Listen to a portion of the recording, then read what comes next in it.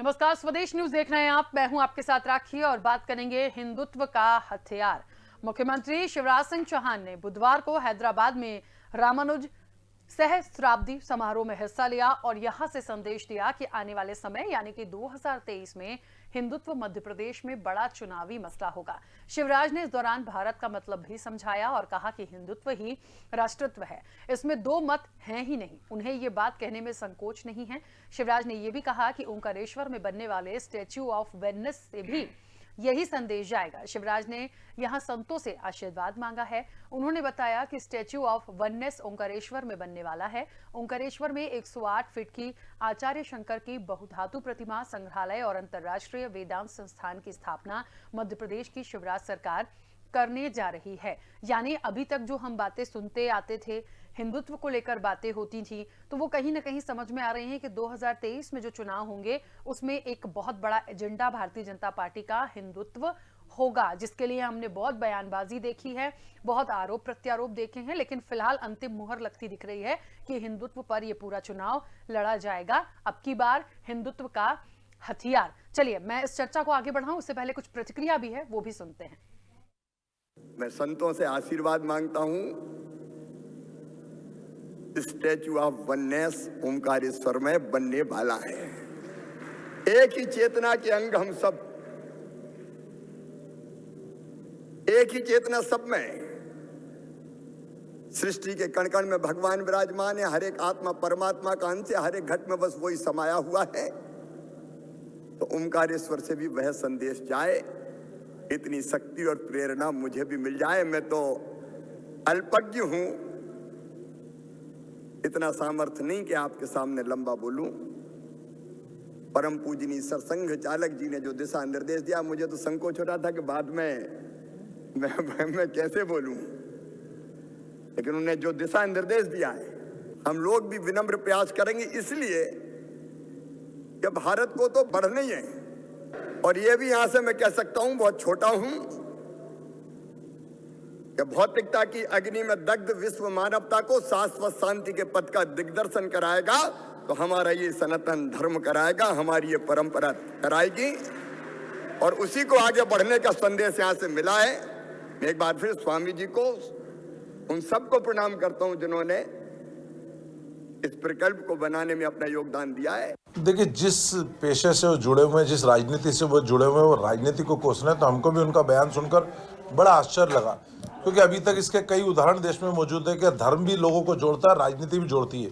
राजनीति जोड़ने का काम है, सेवा का काम है। अब शिवराज जी पता नहीं पिछले 17 वर्षों से किस तरह की राजनीति कर रही है कि उनको तोड़ने वाला, राजनीति को तोड़ने वाली लग रही है। हाँ, यह जरूर है कि जोड़ तोड़ की राजनीति से कारण है अभी तक सत्ता पर टिके हुए हैं, अभी तक अपने पद को बचा पाए, तो इसलिए शायद उनको तोड़ने वाली लग रही होगी। लेकिन हमारा मानना है कि राजनीति जोड़ने का और सेवा का माध्यम होती है। इसके माध्यम से अब लोगों की सेवा कर सकते हैं, समाज सेवा कर सकते हैं, लोगों को जोड़ सकते हैं। लेकिन राजनीति तोड़ने वाली होगी, ये तो उन्होंने आरएसएस प्रमुख की उपस्थिति में कह के एक बड़ा बवाल मचा दिया। निश्चित तौर पे अब देश भर में इस पे बहस शुरू हो जाएगी कि राजनीति तोड़ने वाली कैसी हो सकती है। देखिए, जिस पेशे से वो जुड़े हुए हैं, जिस राजनीति से वो जुड़े हुए हैं, वो राजनीति को कोसना है, तो हमको भी उनका बयान सुनकर बड़ा आश्चर्य। तो अब की बार हिंदुत्व का हथियार योगी की तर्ज पर जिस तरीके से बहुत सारी बातें अब शिवराज सिंह चौहान भी कहीं ना कहीं करते नजर आ रहे हैं, और कई कानून शिवराज सिंह चौहान के योगी की तर्ज पर बने हैं, संकेत दिए हैं कि हार्ड हिंदुत्व की राह पर भारतीय जनता पार्टी होगी। और क्या मायने हैं? क्या सिर्फ यही मसला होगा? कितना सफल होगा? क्या मैसेज लोगों तक जाएगा? क्या इसको धर्म की राजनीति कहें? बहुत सारी बातें देखिए जो निश्चित तौर पर जहन में आती हैं, और चर्चा को मैं आगे बढ़ाऊंगी। हमारे साथ मेहमान जुड़े हुए हैं। सबसे पहले मैं आपका परिचय करा दूं। भारतीय जनता पार्टी का पक्ष रखने के लिए धैर्यवर्धन शर्मा जी हमारे साथ जुड़े हैं। धैर्यवर्धन जी, बहुत स्वागत चर्चा में जुड़ने के लिए। और कांग्रेस का पक्ष रखने के लिए बृजभूषण नाथ जी हमारे साथ जुड़े हैं। बृजभूषण नाथ जी, आपका भी बहुत स्वागत है। मैं चर्चा की शुरुआत धैर्यवर्धन जी आपसे ही करना चाहती हूँ। हिंदुत्व का हथियार, या कह लीजिए कि हिंदुत्व की जो बात की जा रही है, क्या मतलब है इसका, और क्या मायने निकाले जाएं? कितना सफल होगा? क्या मैसेज जाएगा? किन चीजों को शामिल करें हिंदुत्व में? मैं ये सवाल सिर्फ इसलिए भी कर रही हूं क्योंकि हम पिछली बार हिंदुत्व को लेके काफ़ी समय पहले बहुत सारी प्रतिक्रियाएं देख चुके हैं, बहुत सारे आरोप प्रत्यारोप देख चुके हैं, और कोई कहता है हिंदू होता है, हिंदुत्व होता ही नहीं है। मतलब ये सब बातें हमने सुनी देखी हैं, तो मुझे लगता है ये बहुत स्पष्ट हो जाए कि इसका क्या मतलब है। राखी जी, अभी स्क्रीन पर मैं नरेंद्र सलूजा जी को सुन रहा था। नरेंद्र सलूजा जी कह रहे थे कि राजनीति भी जोड़ने का काम करती है, और उन्होंने माननीय मुख्यमंत्री शिवराज सिंह जी के उस बयान का बार बार उल्लेख किया कि उन्होंने कहा कि राजनीति तोड़ने का काम करती है। तो मैं फिर से याद दिलाना चाहता हूं कि ये राजनीति की ही बदौलत है कि कश्मीर में 70,000 हिंदू और सिख परिवारों का पलायन हुआ। ये राजनीति की ही बदौलत है कि वहां पर दलितों को नौकरी नहीं मिल पाती थी। इसी जमाने में 75,000 से ज्यादा परिवार थे और बमुश्किल फिर 800 परिवार बचे। 90 से 2011 के बीच 399 लोगों की हत्या हुई है। और ये राजनीति का ही दुष्परिणाम है कि जब श्रीमती इंदिरा गांधी जी की मृत्यु के पश्चात कांग्रेस ने उस दुख में हवा दी और एक विशिष्ट प्रकार का देश में वातावरण बनाया, जिसका रिएक्शन ये हुआ कि अकेले दिल्ली में 2800 सिख समाज के लोग मारे गए। राजीव गांधी जी ने बयान दिया कि जब बड़ा पेड़ गिरता है तो धरती हिलती है। उसी राजनीति का दुष्परिणाम था कि देश भर में लगभग 15 से 17,000 सिख धर्म को मानने वाले लोगों की हत्याएं की गई।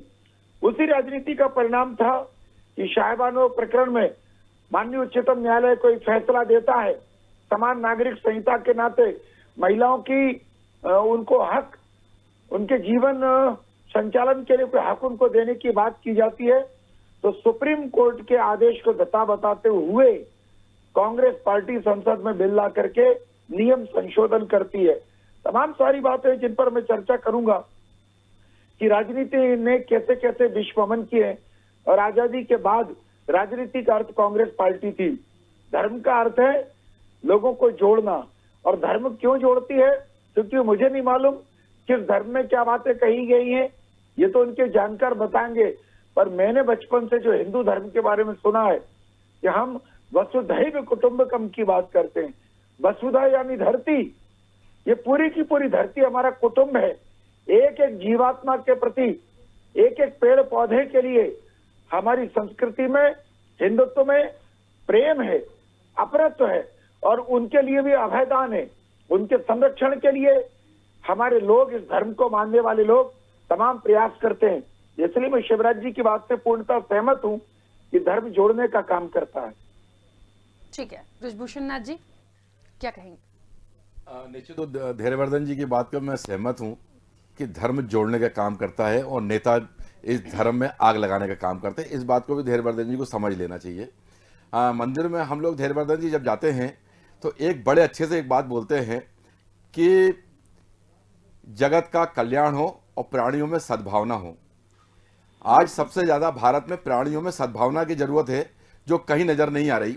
और आप जो कांग्रेस के बारे में इतनी चर्चा कर रहे थे कि इतने लोग मार दिए, इतने, आज 7 साल से नरेंद्र मोदी जी सबसे बड़े प्रधानमंत्री है इस भारतवर्ष के। इसके पहले सब जितने प्रधानमंत्री आए बहुत छोटे छोटे प्रधानमंत्री हुए थे। मैं समझता हूँ विश्व में सबसे बड़े प्रधानमंत्री नरेंद्र मोदी जी हुए हैं। उनसे ही करा लेते कि कम से कम जो पुराने जो कांग्रेस ने गलत काम किए थे उस पर FIR दर्ज करा लेते और सुप्रीम कोर्ट से सजा दिलवा देते। वो इससे अच्छा अपन बार बार आप एक गड़े मुर्दे उखाड़ते रहे। इससे अच्छा एक बार निर्णय ले लें कि कांग्रेस ने जो जो कार्य किए हैं, नरेंद्र मोदी सब लोग निवेदन कर लें, और जिन जिन ने ऐसे दुष्कर्म किए हैं और अगर सही कर रहे हैं उन सब को पाकिस्तान भेजने के लिए एक प्रावधान तय कर दें। क्योंकि पाकिस्तान भी भारत के हिंदुत्व के हिसाब से वो भी मानव की जाति में, वहाँ भी मानव रहते हैं, वहाँ राक्षस नहीं रहते। और जब विश्व कल्याण की हम लोग बात कर रहे हैं धैर्यवर्धन जी, तो पाकिस्तान भी उसी विश्व में हम लोग, हमारा पाकिस्तान भी आता है, चाइना भी आता है और बांग्लादेश भी आता है। फर्क थोड़ा सा इतना हो गया कि हम लोग भारत में इन तीनों देश से भुखमरी में सबसे ज्यादा कगार पे खड़े हो गए हैं। इतना जरूर हुआ है कि धर्म में हम लोग सबसे आगे चलते जा रहे हैं, लेकिन विकास में, रोजगार में, उद्योग में सबसे ज्यादा पीछे चलते जा रहे हैं। धैर्यवर्धन जी, सबसे ज्यादा जरूरत आज हम लोग को इस बात की है कि लोगों को रोजगार कैसे मिले। सबसे ज्यादा जरूरत यह है कि मध्य प्रदेश में 3 बार 17 साल से शिवराज सिंह चौहान जी है, और मध्य प्रदेश के आपके मुख्यमंत्री नहीं है, वो हमारे मुख्यमंत्री भी हैं। 7.5 करोड़ की आबादी में जो जो जनता रहती है, चाहे हिंदू हो, मुसलमान हो, सिख हो, चाहे और भी जाति के लोग हों, वो सबके मुख्यमंत्री हैं, सबके साथ उनको समान भाव के साथ व्यवहार रखना चाहिए और वो रखते भी होंगे। लेकिन मेरा कहने का मतलब है कि हिंदुत्व की जो वहां तक बात कर रहे हैं कि हिंदुत्व की बात है, आप हिंदुत्व का कट्टरपंथी जो बात कर रहे हैं और हिंदू हार्डकोर की जो बात करते हैं, तो अच्छी बात है। मध्य प्रदेश में हम सबसे निवेदन करते हैं इसी चैनल के माध्यम से कि मुस्लिम भी हार्डकोर आ जाए, क्रिश्चियन भी हार्डकोर में आ जाए, दलित हार्डकोर में आ जाए, आदिवासी हार्डकोर में आ जाए, जाट लोग हार्डकोर में आ जाए, ठाकुर लोग हार्डकोर में आ जाए, और जितनी जातियां हमारे भारत में हिंदू धर्म में, सभी जातियों को हार्डकोर अपनाना चाहिए और इसमें सॉफ्ट कॉर्नर कहीं रखने नहीं चाहिए। तब मध्य प्रदेश में, भारत में हम लोगों को रहने में सम्मान नजर आएगा। धैर्यवर्धन जी, आपसे भाई, आप मेरे भाई हो, निवेदन है कि इस भारत में एक कॉलम आता है, कोई भी काम हम लोग करते हैं, नौकरी, सरकारी नौकरी करते हो, प्राइवेट नौकरी करते हो, फॉर्म भरा जाता है जिसमें लिखा जाता है भारतीय। केवल नरेंद्र मोदी से एक निवेदन करें, उसमें लिख दें हिंदुत्व हैं हम लोग, सबको कोई आपत्ति थोड़ी, किसी को, हमको भी आपत्ति नहीं है। जब संविधान में अगर लिख देंगे आप कि यहाँ पे हिंदुत्व लिखा जाएगा, हिंदुत्व लेके भारतीय कट जाए वहां से। और अगर भारतीय आप लिखना चाहते हैं तो भारत में जो भी नागरिक रह रहा है, किसी भी जात का रह रहा हो, किसी भी धर्म का रह रहा हो, उसको नागरिकता का समान अधिकार है, समान रूप से रहने का अधिकार है, समान रूप से काम करने का अधिकार है, समान रूप से प्यार करने का अधिकार है। उसमें आप अलग अलग जाति से बांट, उत्तर प्रदेश में हमने चुनाव देख ही लिया है कि उत्तर प्रदेश में बड़े बड़े लोग कह रहे हैं जाट एक तरफ है, आदिवासी एक तरफ है, इतने वोट जाट के हैं, इतने वोट आदिवासी के हैं, इतने वोट दलित के हैं, इतने वोट यादव के हैं, इतने वोट दूसरे समाज के हैं। तो ये कौन बांट रहा है? हम लोग बांटते हैं। जाति भारत के हिंदुओं को इकट्ठा करने के लिए आपने देखा होगा इस पूरे भारतवर्ष में 19 करोड़ लोग ने केवल वोट दिया है भारतीय जनता पार्टी को, जो हिंदुत्व की गाइडलाइन की बात करते। बाकी लोग, मैं समझता हूं कि 100 करोड़ 119 करोड़ लोगों ने भारतीय जनता पार्टी को वोट नहीं दिया। उनने भारत के जो परंपरा है उसको निर्वहन करते हुए जो अदर्स पार्टी थी, दूसरी पार्टियां, उनके पक्षों में चलने का काम किया है।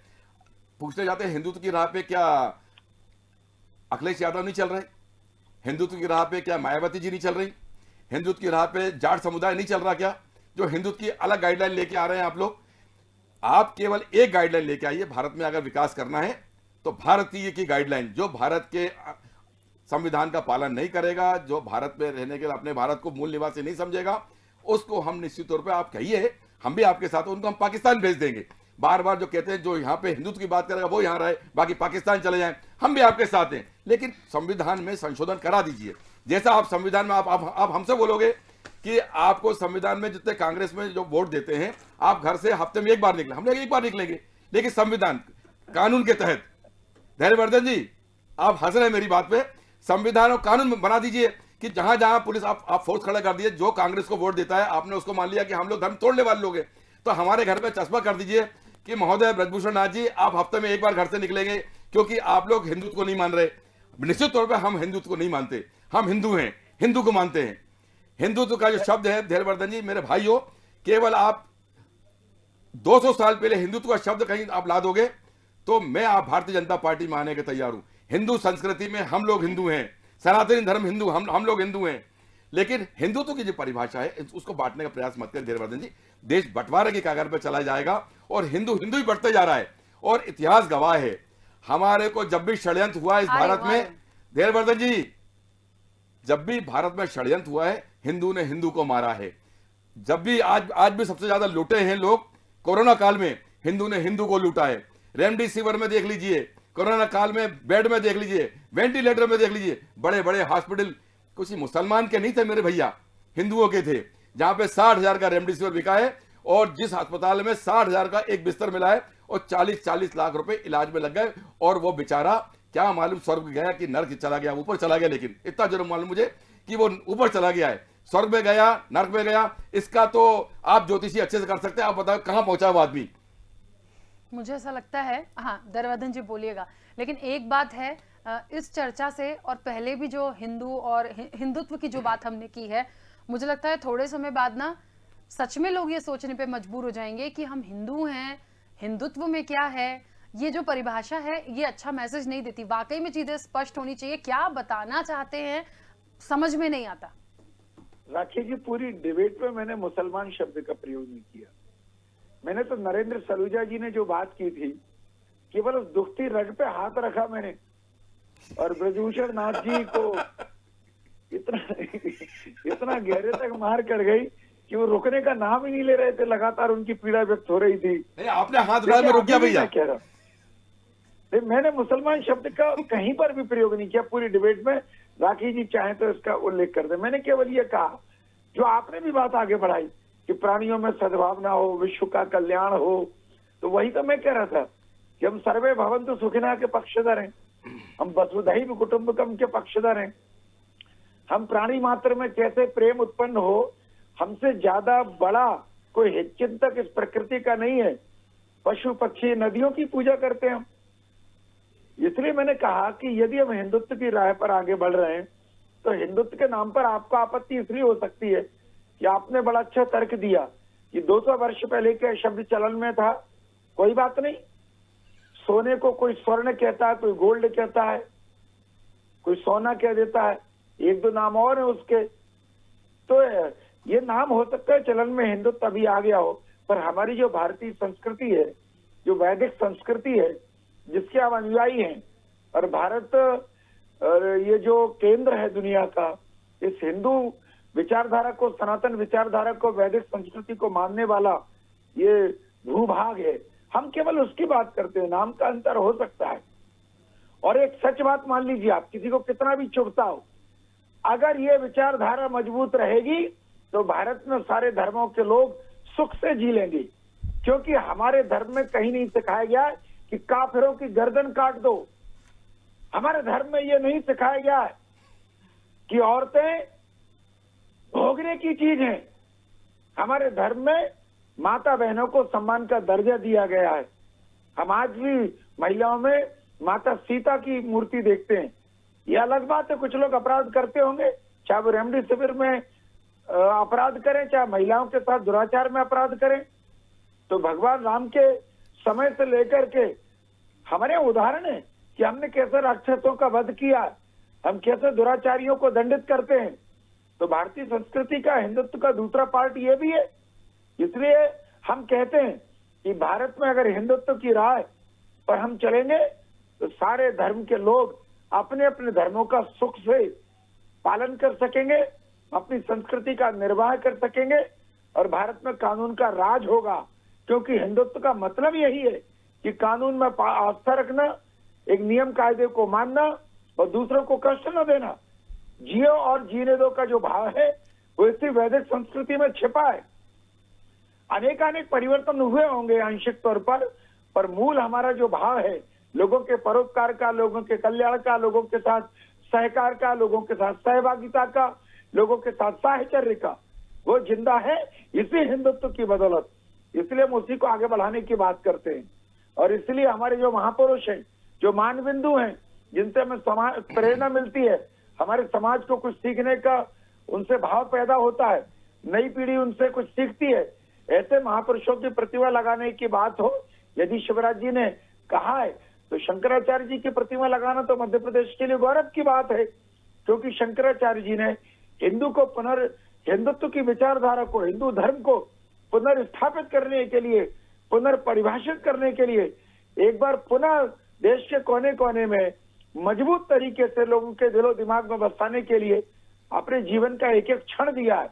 इसलिए वे प्रणम्य है, और शिवराज जी का यह प्रयास, उसके लिए भी मैं सल्यूट करना चाहता हूँ। ठीक है, अच्छी बात है।